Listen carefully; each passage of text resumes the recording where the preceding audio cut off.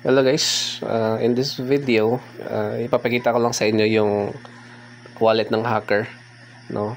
I was a victim of hacking incident sa Pi natin.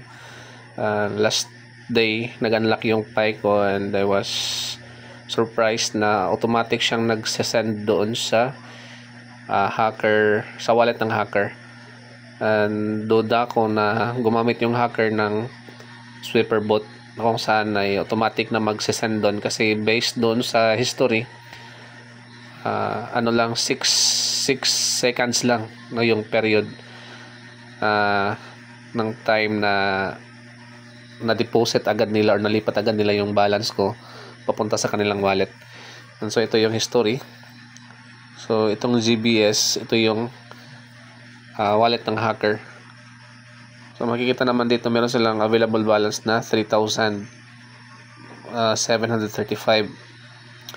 So every second merong pumapasok sa kanilang wallet kasi nga matindi yung gamit nila na sa panghahack, yung sweeper bot. So walang kahirap-hirap, automatic na papasok yung mga balance ng wallet na nahack nila ay automatic na papasok dito sa kanilang wallet. So ito yung payments. So ayan, 8 minutes minutong may pumapasok na Pi dito sa kanilang wallet. Itong GBS, ito yung kanilang wallet. So itong nasa gilid, ito yung mga wallet ng mga nahack nila. So ayan, so based dito sa kanilang account is talagang suspicious yung activity nila kasi every seconds or minutes meron talaga silang transaction and yung amount lang naman is maliit lang, no? So nasa 1.1912. Ito yung pinaka malaki dito. Sa first page, meron silang nakulimbat na 1,392 Pi. And yung current value ng Pi is nasa 150 per Pi. So ito 150 multiplied into 1,392. So malaking pera na sana to, no? And check natin yung wallet ng owner. Ayan, ang yung tinira sa kanya is only 1.95. And check natin yung history. So 1 year ago nagawa niya yung wallet niya. And so unluckily napasok ng hacker. So nilimas yung 1,392 na Pi niya. Actually nag-message na kami sa support portal pero walang action na nagawa or baka hindi kaya talaga nila, no, kasi yung seed phrase yung na-access ni hacker and naglagay sila ng sweeper bot.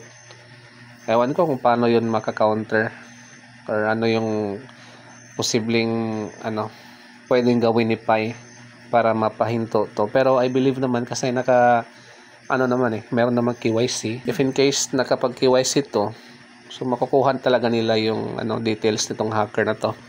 And if naman hindi, kasi yung ending nito is pinapasok nila doon sa OKX.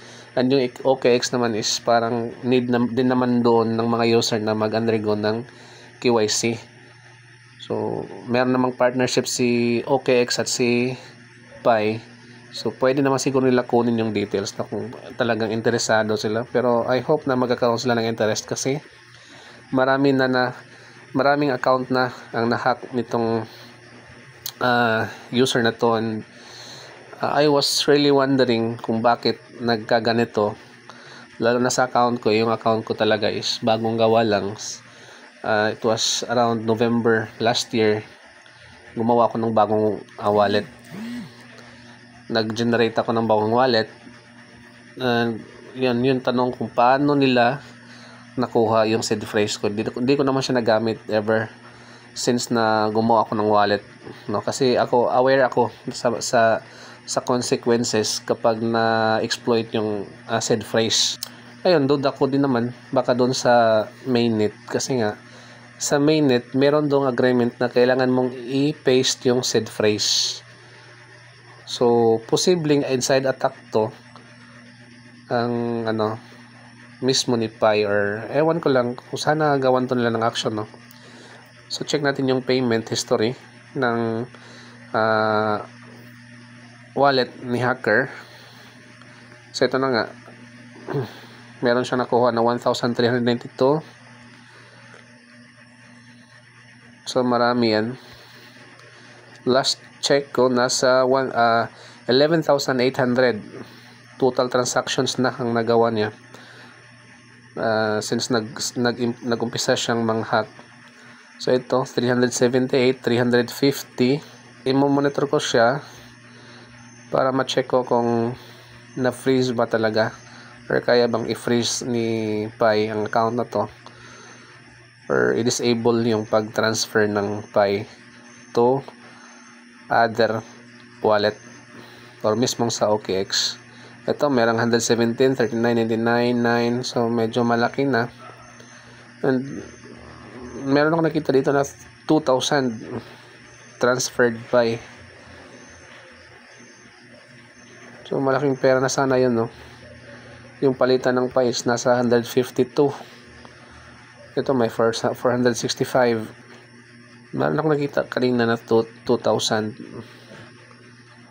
So yun yung masaklap kasi ewan ko lang kung baka ano lang din yun, baka ito 5,000, naglipat sila ng 5,230 Pi dito sa itong wallet na GDR6.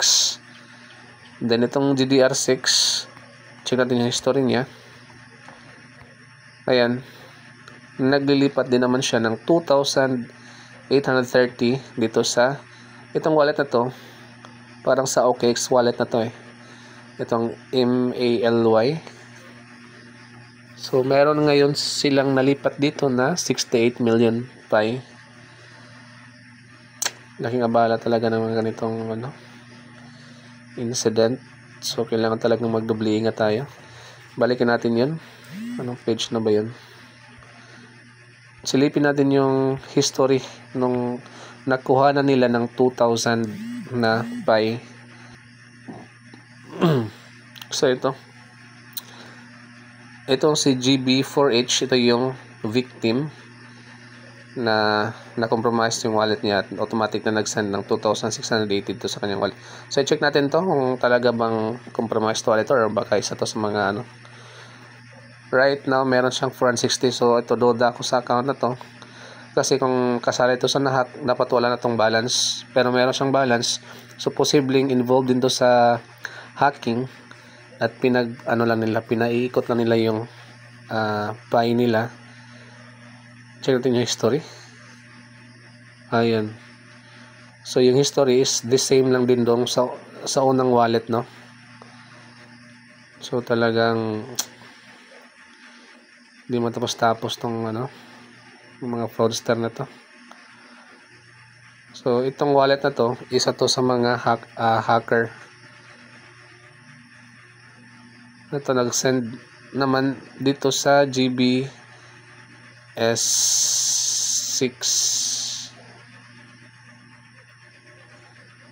2,600. Ito yung sinend niya kanina. So itong 2,680 is galing din to sa mga account na na-hack niya. Ayan.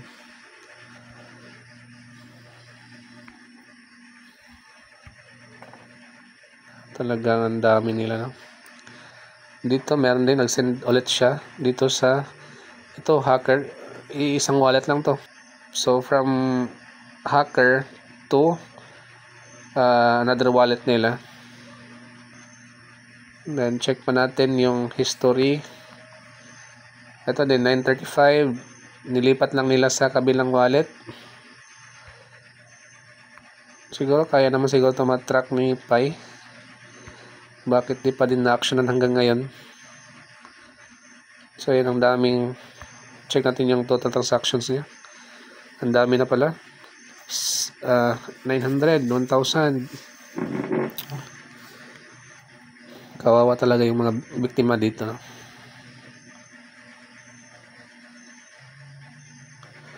And napansin ko din kasi medyo mahina yung security ni Pi. Yung sa feature pa lang, parang napaka-basic lang, no? Hindi siya ganun ka strict.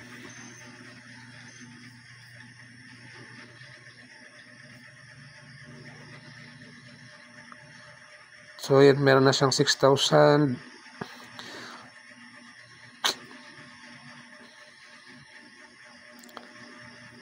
Yung isang wallet nila, meron yung may may total transactions na 11,800. Ito, tingnan natin kung ilan lahat yung nagiging transaction nito. So, madami din, nasa 10,000.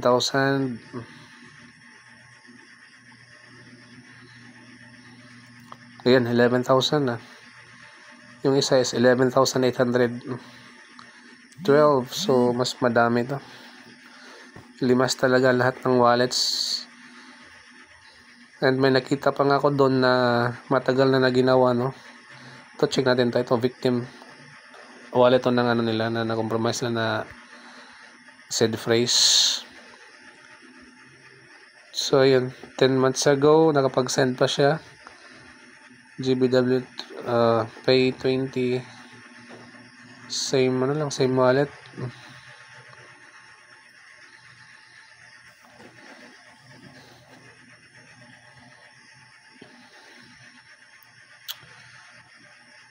So, yun. Talagang ewan kung anong magiging action ni Pi nito.